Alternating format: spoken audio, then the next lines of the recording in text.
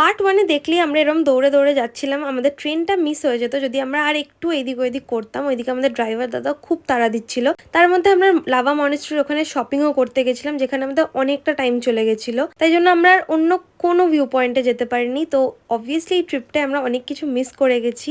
Miss তো করে গেছিলাম, বাট কি করা যাবে, এটা আমার ফার্স্ট টাইম ছিল মাউন্টেন্সে। আমি জানতাম না যে তাড়াতাড়ি উঠতে হয়, এই হয়।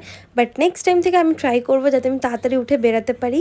বাট এই ট্রিপটায় আমি যা মজা করেছি এটা আমি কোনো দিনও ভুলবো না। তাই জন্য আমি এই ভিডিওসগুলো রেকর্ড করেছি, যাতে আমি বারবার এগুলো দেখে এই মোমেন্টসগুলো মনে করতে পারি। দিয়ে এখানে দেখতে দেখতে আমরা রেলওয়ে স্টেশনের কাছাকাছি চলেই এসেছিলাম, আর আমাদের খুব ভয় করছিল যে আমরা ট্রেনটা ধরতে পারবো কি পারবো না। But thanks to our driver দাদা যে আমাদের এত তাড়া দিয়েছে, খুব রাগ হচ্ছিল ওনার উপরে। বাট যাই হোক, ওনার জন্য আমরা ট্রেনটাও ধরতে পেরেছিলাম। আর সেখানে আমাদের খুব খিদে পেয়ে গেছিল, তো আমরা ট্রেনের খাবার অর্ডার করেছিলাম, বাট মন ভরেনি। তাই আমরা আবার অর্ডার করে নিয়েছিলাম KFC। দিয়ে এখানে সবাই আমরা খাবার দাবার খাচ্ছিলাম আর বলছিলাম যে আবার কবে নেক্সট ট্রিপ হবে, এই ট্রিপটা আমরা কতটা মিস করব।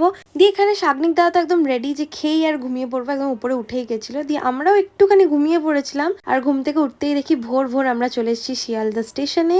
মনটা তো খুবই খারাপ লাগছিল, বাট কি আছে, নেক্সট টাইম আবার যাবো, আরো মজা করব। এই ট্রাভেল সিরিজটা এখানেই শেষ হলো। ডে 1, ডে 2, ডে 3 সব কটা ভিডিও পোস্ট করা আছে, গিয়ে চেক করে নিও। তারপরে ক্যাব বুক করে যাচ্ছিলাম আমরা বাড়ি। আর কলকাতার শীতকালের সকালটা যে কি অপূর্ব দেখতে লাগে তোমরা দেখতেই পেলে।